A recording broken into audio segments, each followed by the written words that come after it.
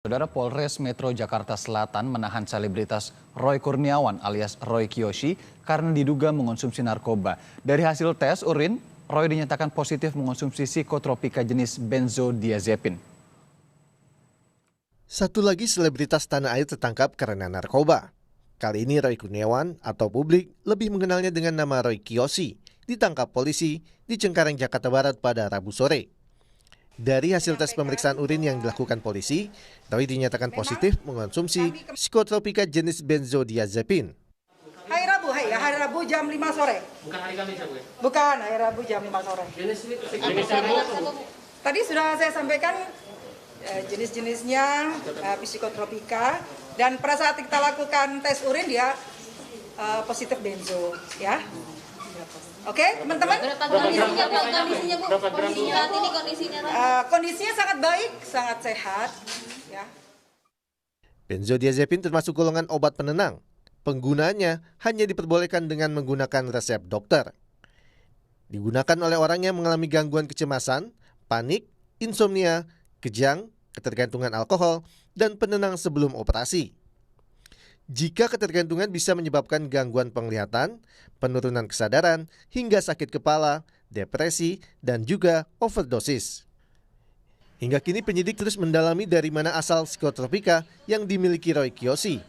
Kepada polisi, Roy mengaku awalnya obat ini ia peroleh dari dokter selama setahun. Lalu kemudian, Roy membelinya sendiri secara online. Status Roy kini telah ditetapkan sebagai tersangka dan sudah dilakukan penahanan. Tim Liputan, Kompas TV. Informasi selengkapnya terkait kasus narkoba yang menjerat selebritas Roy Kiyoshi kita tanyakan kepada jurnalis Kompas TV Cindy Permadi langsung dari Polres Jakarta Selatan. Cindy, selamat siang. Dari hasil pemeriksaan polisi, sudah berapa lama Roy Kiyoshi mengonsumsi psikotropika benzodiazepin ini?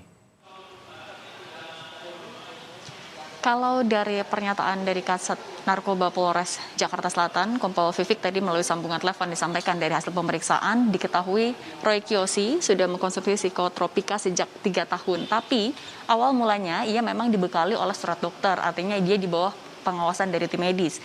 Sejak 2019 atau dapat dikatakan 1 tahun terakhir, ia kemudian mencoba untuk membeli sendiri melalui online, tidak lagi menggunakan surat dokter. Itu yang menjadi fokus dari tim kepolisian atau dari penyidik. 1 tahun terakhir ia membeli secara online, kemudian ia merasa mudah dapat membeli sendiri tanpa surat dokter, sehingga ia pun berkelanjutan untuk membeli tanpa pengawasan dokter.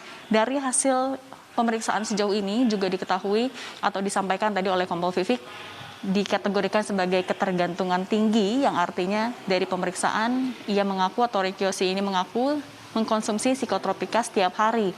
Jika tidak minum psikotropika setiap hari, ada keluhan tidak dapat tidur. Tapi ini juga masih akan didalami oleh pihak kepolisian karena perlu adanya keterangan dari tim medis juga untuk memperkuat pernyataan dari Roy Kiyoshi.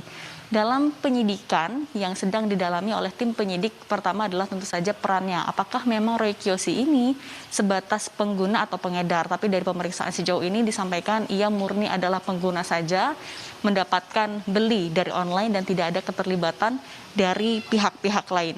Barang bukti 21 pil yang didapatkan pihak kepolisian dari Rabu beberapa hari lalu, kemudian juga hasil tes urin yang positif, kemudian juga pernyataan atau pengakuan langsung dari Roy Kiyoshi ini membuat pihak kepolisian kemudian juga menaikkan statusnya menjadi tersangka.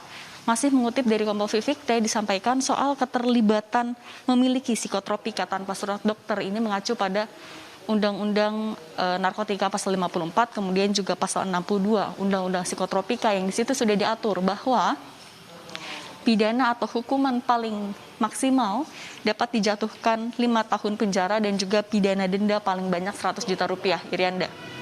Baik, Cindy. Tapi kalau dilihat sejauh informasi yang Anda dapatkan dari pihak kepolisian, apakah ada kemungkinan Roy nantinya akan menjalani rehabilitasi?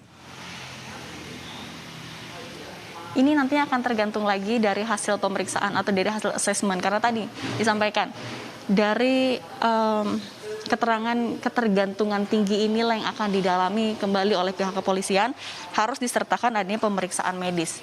Nanti dari hasil asesmen ini baru dapat ditentukan apakah ada opsi untuk rehabilitasi atau ada opsi-opsi lainnya.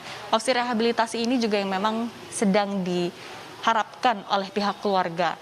Tapi saat ini yang sedang dilakukan oleh pihak kepolisian yaitu terus melakukan pendalaman, terus melakukan pemeriksaan dan juga pelengkapan berkas-berkas.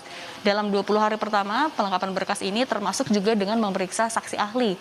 Jadi nanti hasilnya atau keputusan akhirnya akan seperti apa, apakah rehabilitasi ini nanti akan diupdate kembali usai asesmen ini dilakukan, Irianda. Masih akan didalami pihak kepolisian yang untuk nantinya juga memutuskan apakah akan direhabilitasi atau dijatuhkan hukuman pidana begitu ya. Terima kasih jurnalis Kompas TV Cindy Permadi langsung dari Polres Jakarta Selatan.